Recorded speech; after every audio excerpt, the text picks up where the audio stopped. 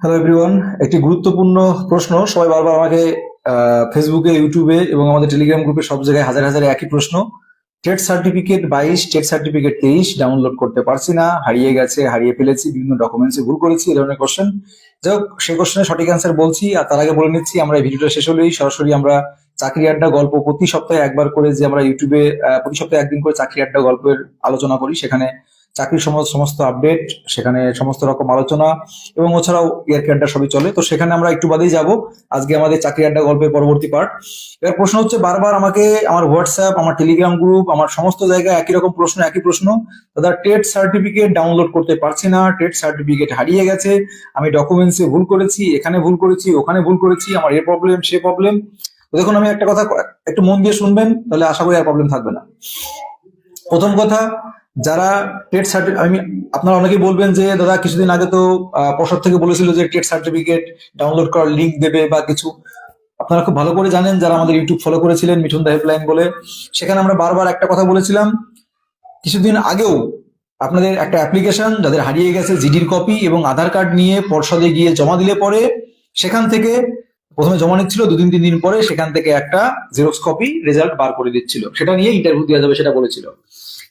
Point, এবার সেটাও বন্ধ করে দিয়েছে। সেটাও কিছুদিন আগে একজন শিক্ষার্থী গিয়েছিল, আমি তাকে বলেছিলাম যে গিয়ে লাভ নেই, তারপরে সে গিয়েছিল, পরে দেখবে আমি পোস্ট করেছিলাম। তো সেখান থেকে কিন্তু ফিরিয়ে দিয়েছে, নেয়নি জমা, বলেছে এই মুহূর্তে আর জমা নেওয়া হবে না। এবার প্রশ্ন হচ্ছে, যাদের টেট সার্টিফিকেট বা রেজাল্ট নেই, তারা কি তাহলে ইন্টারভিউ দিতে পারবে না? তো এটা নিয়ে একদমই চিন্তা করার কিছু নেই। আমি আগেও যেটা বলেছিলাম এখনো সেটা বলেছি এবং সেখান থেকেও তাই বলেছে। দেখুন, টেট সার্টিফিকেট যাদের হারিয়ে গেছে, তাদের একটা জিডির কপি এবং তাদের যদি কোনো স্ক্রিনশট কপি থাকে সেটা নিয়েও, সেটাও তারা ক্রপ করে কেটে পিডিএফ আকারে নিয়ে গেলে ইন্টারভিউ দিতে পারবে। যাদের কাছে মানে যে কোনো ডকুমেন্টস, সেটা জেরক্স কপি হোক, যাই হোক, যেটাই থাকবে সেটা নিয়ে দিতে পারবে। তাদের কাছে কিছুই নেই, 23 স্টেট হোক, 22 স্টেট হোক, যা মানে যাদের কাছে কিছুই নেই, যেমন 23 স্টেটের কাছে, 23 স্টেট যারা আছে তাদের কাছে তো, তাদের তো লিঙ্ক দেওয়া হয়েছিল, ডাউনলোডই করতে পারেনি। তো তাদের অ্যাডমিট কার্ড এবং যা কিছু আছে সেগুলো নিয়ে গেলেও তারা ইন্টারভিউ দিতে পারবে আশা করছি।